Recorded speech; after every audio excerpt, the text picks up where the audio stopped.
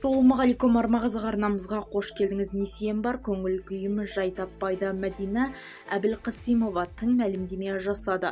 Егемен Қазақстанның қаржы нарығын реттеу және дамыту агенттігінің басшысы Мәдина Әбілқасимова өзінің де қатардағы тұтынушы ретінде екенін, екінші деңгейлі банктердің қызметіне жүгінетінін мәлімдеді деп хабарлайды Алаш.кз порталы.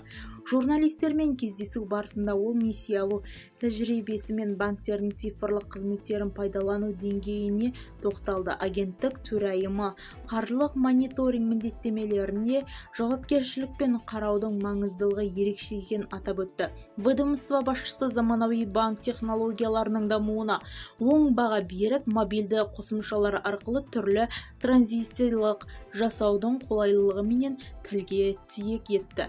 Ол өзін жауапты қарыз алушы ретінде сипаттайтын.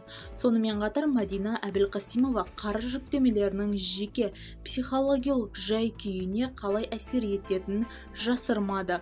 Қаржылық міндеттемелерге қатысты ұстанымды агенттің басшысы былай деп түсіндірді: менде несием бар. Тұтынушы ретінде менде де осындай жағдайдамын.